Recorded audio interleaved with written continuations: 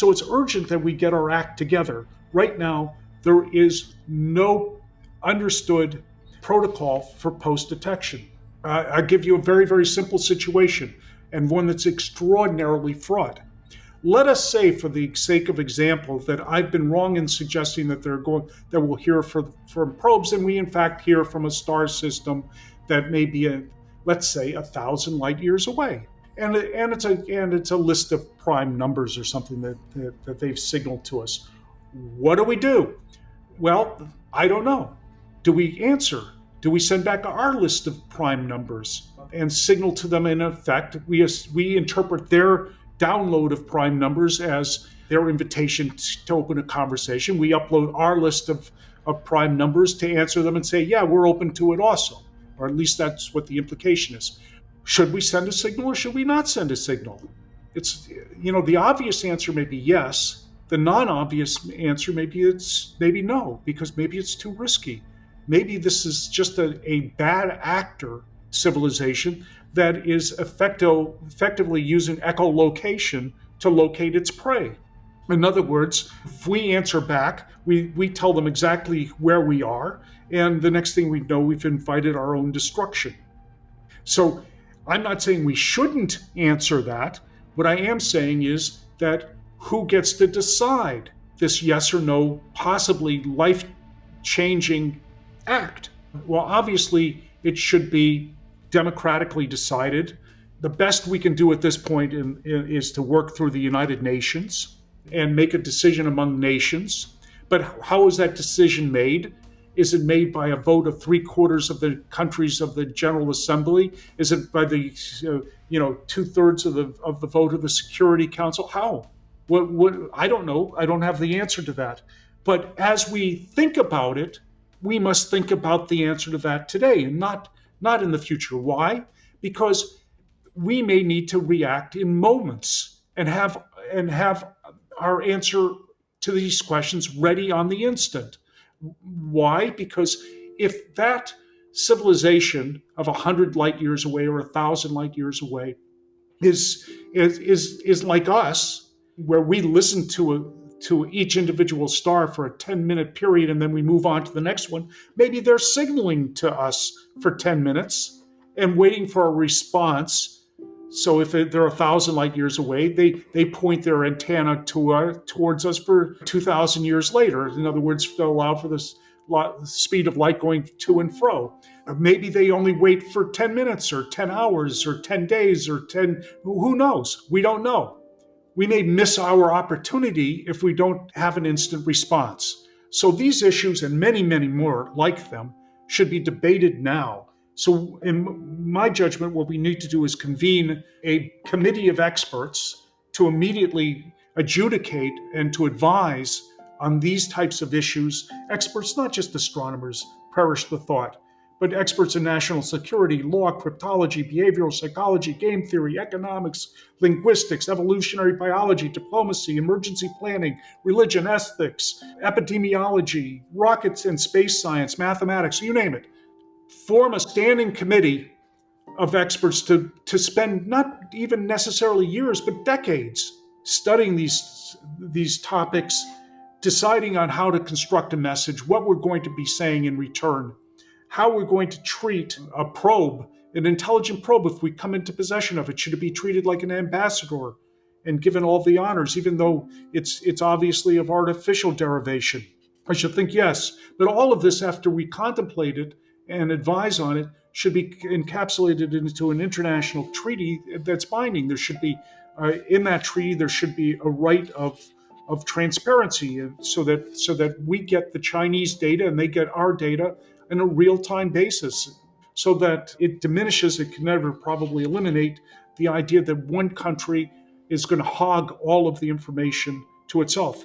It should be absolutely precluded that we should make any communication that is not authorized by the United Nations and decided upon by everybody.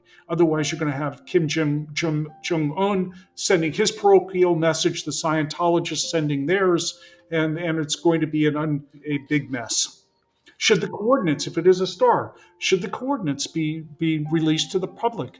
The information should be, I presume, if it's benign, I can imagine circumstances where the information should be vetted. If ET says that it's going to give us the cure for cancer, but it demands in return that we download its version of DNA to replicate in our laboratories and create their beings on our planet, maybe we ought to have a conversation about that first. Maybe we shouldn't disseminate that information, and maybe should be vetted and redacted in terms. So all of the issues here are complicated, but requires a lot of people thinking about it in a deep fashion for a long period of time to begin to congeal a coherent set of public policies.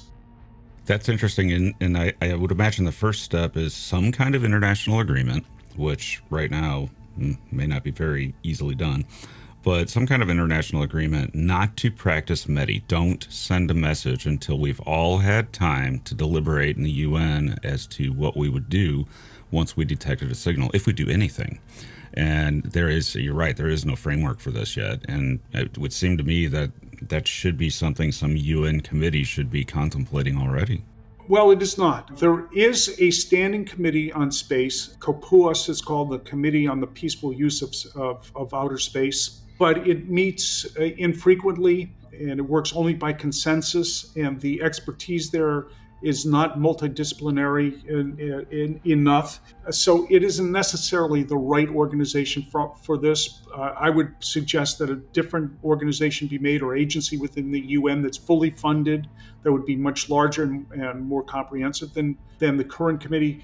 But then I would certainly agree with you that METI should be absolutely prohibited. We haven't really spoken about METI, but I want to say that I personally regard METI as not only dangerous and arrogant, delusional, unethical, unscientific. It's cultic. I don't have a lot of good things to say about METI, if you pardon my expressions here. Well, my problem with METI is that anybody could do it, and you do not speak for the entire planet, because whenever you're dealing with something alien, an alien civilization, you're doing it as an entire planet. You're not doing it as the United States or some guy with a radio transmitter. I'm just going to point it up there. The thing is that the power is the question. And that was always my issue with the Arecibo signal, because it did have power. And it didn't repeat. We only sent it once, and we sent it to an area that's not likely to have aliens, star cluster. But still, don't do those things for fun. Be prudent about it. And that's one of the things I hope we can establish with a committee, as you laid out, that just don't do METI until we've all had plenty of time to talk. Right. I mean, with METI, it's unauthorized diplomacy. It's public policy taken upon itself. It's not scientific whatsoever. It's not trying to learn anything about the universe. It's trying to manipulate the universe. In a way, it's tweaking the experiment. And what is the message that they're going to say? In whose name are they saying it? The people, the proponents of METI will say, well, we won't be our message. It'll be the internet. We'll just give them everything that we've got. Well, as a businessman, I particularly object to that. I mean, what is the currency of the interstellar economy? It can only be information. I can't imagine what else we've got to trade with ET. If we give them all of our information, our internet, for free, they're going to think we're the most foolish species that ever existed in the galaxy and laugh up their sleeves at us and not give us nothing in return. No, if we might give them one of the Beethoven symphonies and a painting by Monet and a little gamelan music or something, and trade with them as a loss leader. We'll give them this and then trade them for the rest. So even that sort of seemingly benign notion that we're just going to give them everything, so don't worry about it. I particularly object to that there's no methodology whatsoever. These people that claim they're scientists have no method for return signals. So if they propose to send a signal to a star that's 50 light years away, have they reserved a telescope for the return signal 100 years hence? Of course not. They haven't rented a telescope 100 years from now. And if they had, have they rented it for 10 minutes or 10 centuries? Because we don't know how long ET would take to analyze our METI message and decide how to respond to it. Moreover, one telescope isn't enough. They're going to need multiple telescopes spaced around the world, because as the world turns, the ET's transmitter will go below our horizon. And so you've got to have multiple dedicated receivers, but their response is basically religious. That the ET must, first of all, be only good and want to do nothing but send us beneficence, when in fact ET could be a very terrible actor. Two, that ET is omniscient, that they know that we're here, even though our electromagnetic leakage or footprint is extremely weak. And finally, that ET is omnipotent, that even though they make absolutely no provision for the receipt of a return message, that somehow ET is going to know we're here and know how to communicate with us. So this belief that ET is omniscient, omnipotent, and all good sounds to me much more like a religion, than a science. And it seems to me that although I grant to the practitioners or would-be practitioners of METI their religious freedom, I don't grant to them their right to impose their religion on the rest of us. Yeah, it's a problem, and I think if you ask most people, they're going to say, "Don't send a message until we know exactly what this is." But you're right. A lot of people, for some reason, make the assumption that an alien civilization is going to be altruistic and in some way more socially advanced than the humans. But there's no guarantee of that. It may be worse. They could be nightmares for all we know. And maybe the first signal that we get is a threat or something like that, Yeah. where they're just very, very predatory. Maybe they send out a T-Rexes or something, the alien version of a T-Rex, and they're just inherently aggressive. Well, the METI people or proponents will come up with an elaborate reason as to why it is that ET must be benign and altruistic. Why, after all, they've lived as long as they have. The only way they could have done that is to have conquered all their aggressive or dealt with all of their aggressive tendencies, and only the nice cooperative civilizations would actually not self-destruct, and yada yada yada. But what about us? I mean, we're nice to our neighbors. We're not so nice to people that aren't not considered our neighbors, the other so-called other. What about dolphins? Dolphins and we get along just fine. We're both intelligent species. And we're both benign to one another. But if you ask any squid, another intelligent species, they're going to tell you that both dolphins and humans are heartless, merciless killers.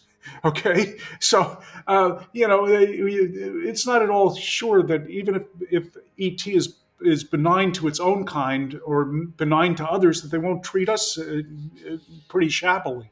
We just don't know. We have no idea.